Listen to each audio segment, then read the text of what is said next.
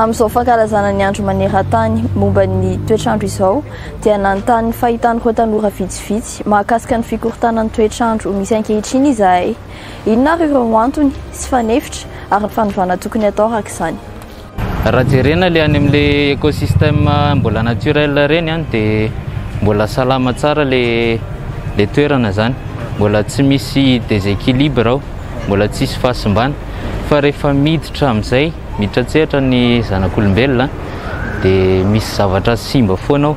Ny olona tsy mahay mikojakoja ny tontolo iainana, ohatra izao amin'ny fanapahana ny hazo dia lasa tsy ampy ny rano, dia lasa tsisy orana zany, dia lasa misy réchauffement climatique, mafana be ho azy ny toetrandro.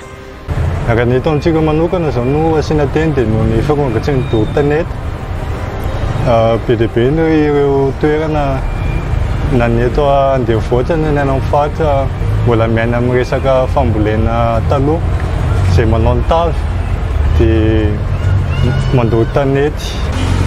Surproduction industrielle, tomobile indrindra satria raha ohatra Madagasikara fotsiny aloha izao no jereko dia eto amintsika be dia be nefa tomobile efa tsy tokony ho active intsony nefa mbola miasa ilay izy. Raha ohatra eto amintsika izao ressource d'énergie raha hoe andavanandro izao charbon aloha ny anankiray, dia iny aloha dia avapaozy voalohany amin'ny déforestation, dia ny agriculture konko efa tsy ampy intsony parcelle ampiasaina moa ny efa nampiasaina taloha efa tsy mamokatra intsony, dia mila parcelle ngezangeza hafa dia manapaka hazo zonan'izay. Ohatra hoe le industrie ireo izao, le ny usine zareo mamoaka rano maloto dia le setroka maloto dia efa manome gaz be amin'ny tontolo iainantsika ilay izy, dia lasa mampiova an'ilay toetrandrontsika ilay izy. Amin'izao zao efa betsaka manao recyclage sy ny manao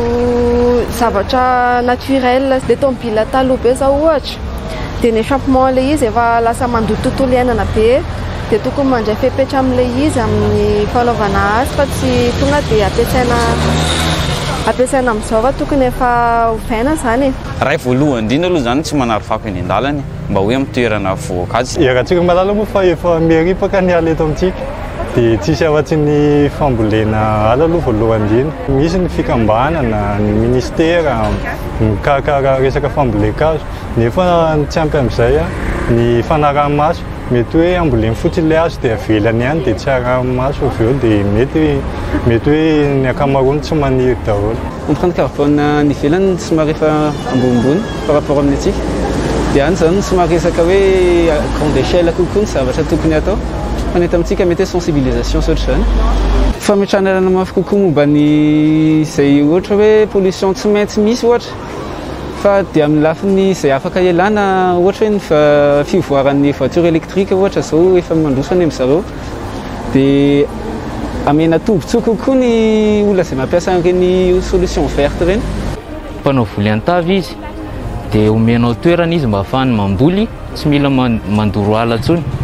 Ankoatran'izay raha ohatra ka hoe olona mandripaka ala izy mba hanaovany an'ilay hazo lasa combustible dia afaka ataonao indray iny hoe hitadiavanao hevitra indray mba ahafahany mamokatra zavatra hafa mba ho ataony combustible. Be dia be ny zavatra azo atao mamboly fary dia avy eo dia avadika éthanol, betsaka ny solution zany tsy vitsy tsy misy fa le izy resaka hoe volonté angambany.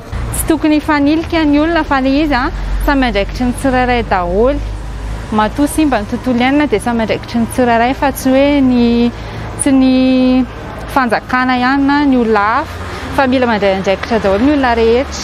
Arak'ireo fanehoan-kevitra ireo, hita fa azo tsapahitanana sy iainantsika amin'izao fotoana izao ny fikorontanan'ny toetrandro. Na izany na tsy izany ho an'i Madagasikara, antony roa mazava tsara no misongadina: fandripahana ny ala sy fanontonana ny tontolo iainana. Raha tiana hiova izany dia mitaky finiavana ary indrindra tokony hitady fomba hafa vaovao azonao aloharano-karena.